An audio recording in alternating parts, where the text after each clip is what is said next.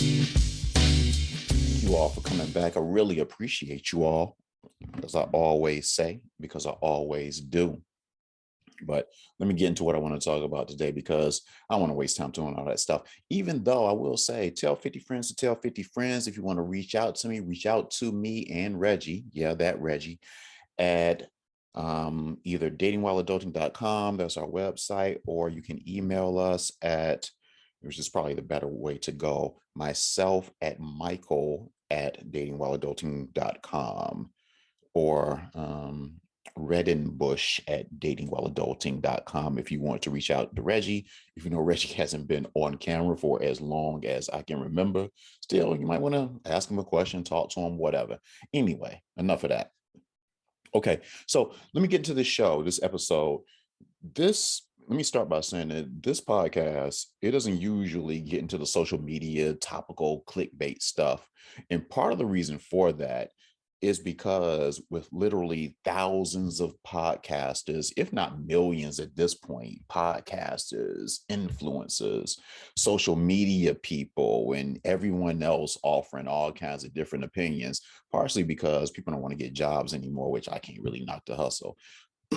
Anyway, but with all of those people talking about all of these topical things every day, every week, every month, I just don't really know personally if I can offer any kind of different perspective from what you can find someplace else. And part of distinguishing yourself in any field that you choose to go into is being a little different, finding your own niche. And I think that this podcast, and I pride myself on the fact that this podcast has found a niche. And I don't want to say surprisingly, because if I say surprisingly, that means that I didn't expect it. But uh, it does kind of surprise me that you all actually listen to this. But anyway, that's neither here nor there. But I'm thankful, though. I'm thankful. With that said, I do want to talk about this Will Smith, Chris Rock thing. And I'm sure that even my bringing it up, I'm sure that many, if not all of you, are pretty sick of hearing about it. But it really did spark my thoughts. And I don't have any interest in getting into the details of what happened and all of that stuff. And if you've been living under a rock and you have no idea what I'm talking about, you can just do a quick Google search, Bing search, Baidu search if you're in China or whatever, and you can get all the details and more, definitely more, of the incident, videos and everything, just from different angles, the whole nine. So just Google and whatever your heart desires, you can find it. But what was interesting to me, though, and the reason I'm talking about this today is more about the reasoning behind it, not necessarily the incident itself. And it goes back to conversations that me and Reggie, yeah, that Reggie, but that we have had on this podcast, and conversations that we've had with female guests that we've had on these podcasts back in the day, where we often question gender roles, and specifically, what does a woman mean when she wants a man to be a protector?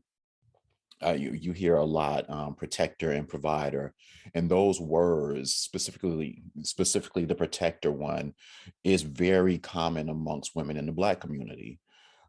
Which, for those that don't know, Will Smith and his wife, they are Black, so they are part of the Black community. So just throwing it out there if you didn't know. Anyway, and I imagine that that's the case in other communities as well. I'm sure it's not just exclusive to the Black community. I'm sure in other ethnicities or whatever, everybody, there is a carve out or whatever for women that want a man to protect them. But the question that myself and Reggie, we used to have and we used to ask specifically, what does that entail? So when you look at what Will Smith did, is that what was meant by being a protector? A man that made a joke about his wife, about his woman, wife, well, his wife, in this case, and he quote unquote protected her by walking on stage in front of the world, literally the world, because there's even a Chinese feed that you can find on the internet where they're, I think it's Japanese, might be Japanese. Anyway, uh, but anyway, the point is like he protected her by walking on stage in front of the world to smack this guy that made the joke about his wife. And the joke, well, I guess I shouldn't make a determination as to whether the joke, how harmful the joke was, because you take it how you take it, and you shouldn't invalidate someone being offended by a joke or anything, because that's them, not me. So, yeah. But the point is that, was that his idea of what protecting her meant? I'm assuming that he does feel like that's what was meant by protecting her. But where did he get that from? Now, Jada, who's Will's wife, I keep referring to her as Will's wife, but she has her own identity. Jada, I didn't see anything where he told her, protect me in this way, go smack that dude because he disrespected me, or he made a joke um, about me. I didn't see any evidence of that, even though reports, and I use reports in quotes, I'm going to use quotes a lot, even the reports that I've seen said that she was looking at him as if to say, you better do something. And as I say that, those are reports because I didn't really see any evidence of her telling him, or or or evidence that led me to believe that she thought that he would react in that way. Now, maybe being privy to the conversations that they've had in the past, and Jada, I don't think that she would deny that, she's she wasn't born with a silver spoon in her mouth. She's from the hood.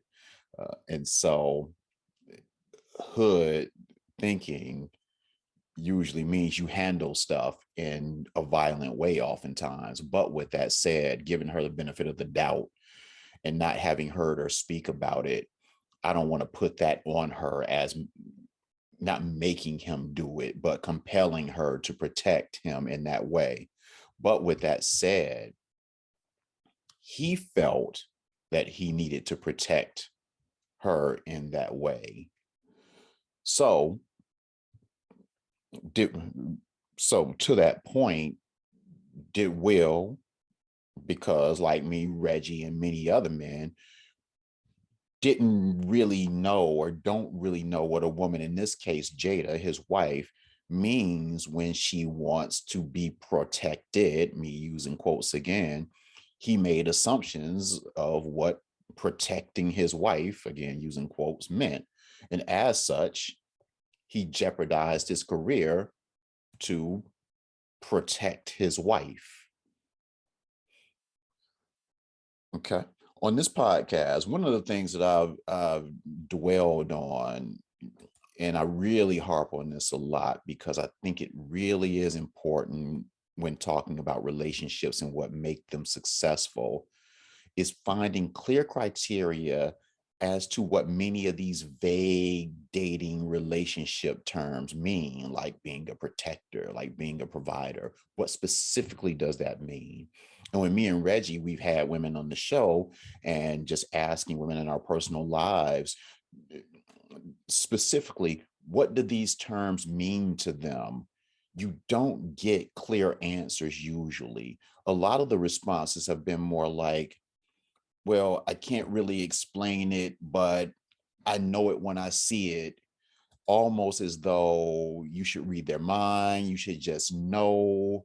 And if you don't react in the way that they're thinking at that particular time, then it can lead to some drama, oftentimes affecting the male ego because the man might think he's punk. And then, as such, that might cause him to overreact because he doesn't necessarily know what appropriate reaction is. So if you're a guy that's tasked with protecting a woman, that leads you to make assumptions. And oftentimes, like Will and Jada's case, those assumptions lead to consequences that are far worse. It reminds me of a story that a couple was telling me last year. I was at a wedding reception and I was seated at the table with this married couple, and they were cool. I don't want to give the impression that they're not. But part of the conversation was talking about how his wife was a little bit of a hothead, and she even copped to it. So there was no debate about that. But they were telling me the story about the wife one time was at a Best Buy, and she got into an argument with this guy at the Best Buy, and the guy said something that rubbed her the wrong way. I don't know if he called her a name or something. He didn't call her a bitch, but it was something that she felt that offended her. So it was something foul to her. So she responded by calling her husband. Her husband was at the house at the time. He was chilling, watching TV or something like that. And she demanded that she drive to the store to quote unquote protect her. And while she didn't use those words, by calling him and demanding that he come to the store, I think we can safely imply that that's what it was about. Now, mind you, this was despite the fact that she admitted to me that she didn't feel like there was any kind of physical threat. They were in public, they were in the store. So it wasn't like she thought that she was in any physical danger. She didn't react that way. And when I asked her point blank, she said that she wasn't. She was just angry. So I asked her again. So I followed up by asking her, so let me get this straight. You wanted your 45-year-old husband to drive to that store to beat this dude up and risk getting arrested, which would have happened because the guy that she was arguing with was a white guy. So she calls her black husband up to get into a fight with this white guy. I think it's pretty safe to say that the black dude would have gotten arrested. If not worse, what if this white dude had hands? What if this white dude was an MMA fighter or something like that? And it could have gotten worse. I don't over exaggerate when I talk about stories about guys who end up in jail or worse in the hospital or dead because they're quote unquote protecting their wives. So God forbid that any of that would have happened.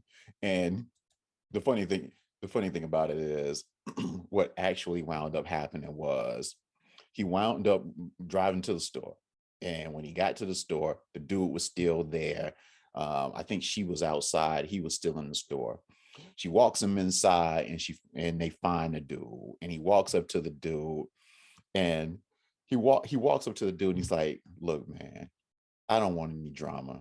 You don't want any drama. And then the guy started to explain his side of the story and what the wife had done to him. So one of those he say, she said things. And the guy responded by saying, yeah, that might be true, but my wife felt disrespected. I'm in a position where I have to protect my wife. So as a man, I'm asking you to apologize to her, despite how you think that she did whatever she did. If you don't apologize, we're going to have to take this outside and it's going to get ugly. The guy wound up apologizing, but what if he wanted to take it outside and it got ugly, and it got ugly for the husband? The point I'm making, and that's an extreme example, but a real example that actually happens. The point I'm making is that everything has consequences. And because guys have had it beaten into them that they should, quote unquote, again, protect their women, the mindset is almost like, well, damn the consequences, because I have to protect her. And even after the consequences play out, not to work in your favor, you still are validated by the fact that you, quote unquote, protected her while you're sitting in jail or in the hospital or wherever else. Another thing that came to mind this week while I was preparing for this show was there was a situation that happened with T.I., the rapper, who is now a comedian. He's trying to do the comedy thing. And from the story that I read, T.I. was at a comedy club and there was a female comic that was actually performing. And the female comic, and he was heckling the female comic. The female comic responded by joking about T.I.'s allegations. And for people that don't know, T.I. and his wife were accused of drugging and raping women. And to be fair, those allegations were unfounded, or at least found not to be prosecutable. So it's important to make that note. But she was responding to his heckling by saying, yo, well, why don't you talk about you and your wife and what y'all doing and all of that stuff? So the woman held her ground. And as such, T.I. actually walked on stage, and he and the woman actually had a back and forth on stage. She held her ground. And since then, like the next day, T.I. and the comic, they've now made peace and stuff like that. T.I. put out a video. They put out a video together where, T.I. apologized, and they were making a joke about the whole thing. And the comedian's name is Lauren Knight, by the way. I think it's important to give her some shine as opposed to just referring to her as quote unquote the comedian. Yeah, for what she endured or whatever, she deserves to at least get her name put out there. So, with that said, there was never like the threat that T.I. was going to walk on stage and punch her in the face. So there was never the threat of any physical violence. She never expressed that she felt physically threatened. But from talking to women and reading comments on the article, and I know what people think about comments, but they're actually real people, so they do carry some weight. But talking to women that I know, the next day, some of them were like just ripping guys, ripping just random guys, because no one stepped up to defend her honor, to quote unquote protect her when T.I. walked on stage to confront her. And while none of them used that exact phrase, that's what I took it to mean. And the question is to those women and to women to women in the comments, the question is, in protecting her, what should a guy have done? Now, let me be clear. While I'm talking about this, I'm not going to let some guy walk up on my woman in a confrontational way, even if she is just using words and I'm just sitting there. I'm not going to just sit there and just be like, well, y'all handle that. What you want me to do? I'm not going to do that. But I want to be clear. I want to be clear that I'm not saying that at all. That would be just too weird and strange and whatever. What I'm saying is that if a woman knows her man and the lengths of how far that guy can go, um, and what he feels that he needs to do to protect his woman, she should be conscious not to put him in a position where the consequences outweigh the protection. And in T.I.'s case with this woman, no one could tell me what a random guy, not even her man, but what a random guy should have done. Should he have walked up and started a fight with T.I.? Should he have walked up to T.I. and got into his face and said, you don't talk to a woman that way? I don't know. But going back to the whole thing about consequences, how they can outweigh the protection. If you feel that your man will literally kill someone for disrespecting you, you should probably use that sparingly and think twice before involving him in your quote unquote protection. Because would it be worth it if he's doing 25 to life for quote unquote protecting you? And that's not just me talking, that's some real shit that actually happens in the real world.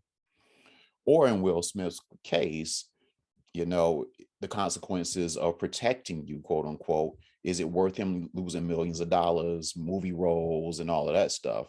Now, with all of that said, will it be okay financially? Even if his career won't, it's not like he'll be begging for change on Hollywood Boulevard. And if you've been to Hollywood Boulevard, it's a dump.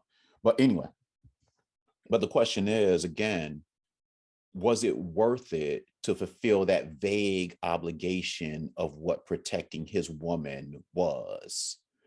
So I'll close by saying this. Guys, we need to get clarity. This is our responsibility and our fault in all of this. Guys, we need to get clarity on what these vague responsibilities are demanding of us. And we need to stop allowing our egos to get us in a situation where there's no coming back from. The male ego is a powerful thing. And just the thought of being a punk will cause us to go way above and beyond, even despite the consequences of where we should be. So we need to stop letting our egos get in the way, and we need to find clarity as to what these responsibilities are asking of us. And we need to think of the bigger picture when determining what the next step will be in quote unquote protecting our women. Because if Will Smith saw what he did as protecting his wife, he was misguided, and he didn't get the clarity that he needed. Because forget about the financial consequences, he'll be fine in that regard. The cultural consequences are far worse, and the consequences to Black men are far worse because of it. It's like, you know, the stereotype about Black men is that we're violent, we're overly aggressive, and Black women for that standpoint. And to see these two guys, and I say it's two guys, even though Chris Rock didn't do anything, but to see two Black men in tuxedos, just showing you can't even dress us up and expect us to act right, to play out this stereotype in front of the world. I think the consequence of that way supersedes the idea that he needed to protect his woman. That has tentacles that go far beyond just protecting your woman.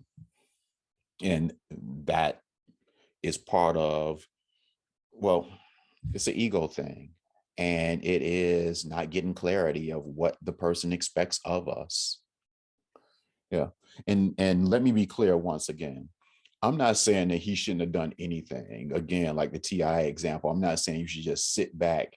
And I don't even know if that's a good example, because when I brought the T.I. thing, that wasn't like Lauren's man not doing anything. She didn't have a man, as far as I know. It's just men in general not doing anything. But regardless, I'm not saying that nothing should be done when someone disrespects your wife, or whatever you want to call it, or your woman, or whoever she might be to you. I'm just saying that too often the choices that us men make without the clarity of what protection entails leads too many of us to make the wrong choices when determining how to protect our woman, like slapping a dude on stage in front of literally a billion people, when you could have seen that dude backstage and talked to him then, or whatever. But that's the consequence, that's the reaction that way too many of us have. So that's a guy's responsibility. That's our fault, and what we need to handle moving forward to make these things better. Ladies, you have a responsibility in this as well. Ladies, you need to be your man's safe space. And instead of piling up obligations on him as to what he needs to do for you, be clear about what those things actually mean. And ladies, you as well think about the consequences when in these situations. If you truly love and care about that dude, you don't want to see that dude in jail. You don't want that dude to get hurt, be in the hospital, or worse. You don't want him vilified in front of the world and all of that stuff, like in Will Smith's case. It's a bad look for him. So instead of escalating situations, and not saying that Jada escalated that situation, I don't know. But still, and it's hard to put it on Jada, because it's more Will's fault than anything, because he chose to react in the way that he reacted. But I do feel that if she had provided him with a safe space, that he would have known that, I can handle this in a way that leaves me with my dignity, allows me to feel like I've protected my wife, and for her to make me feel like I've protected her. So what she did, what she didn't do, if it's her, how much of it is her fault, because I'm not saying it's her fault, but if she had a role in his reaction, which could be the case, because again, if you grew up with a hood mentality, That's the way you believe that stuff should be handled. But again, regardless of what she might have said, what she might have done, or whatever, he's the one that chose to get up there, walk on stage, and do what he did. But but but regardless, ladies, again, provide your man with a safe space. You don't want to see him hurt. You don't want to see him vilified. The bottom line is there's a lot that can come from de-escalation instead of escalating these situations in times when, the consequences can be so bad and things can be so worse. Because looking back at it now, I'm sure that I just can't see Will looking at things now, especially from what I'm reading. Seems like every day on my timeline about how he's reacting to things and how he's in crisis mode, trying to scramble to save his career, and how these movies that he had been working on have stopped production and things like that. I'm sure that he looks back on that and says that there was a better way that I could have protected my wife. So that's all that I have to say. I thank you all for listening to this, despite the millions of other takes that I'm sure that you all have heard about this. But I tried to, again, stay away from all of the clickbait stuff, even though if this baits people to click on it and listen to the podcast, I'm cool with that too. But that's all I have for now. Reggie, my guy, you got something to say? Come on and say it. Nothing. It's funny. I talk to Reggie multiple times a week, but he never wants to come on and say what's up to y'all. Anyway, I will holler at y'all later. Bye.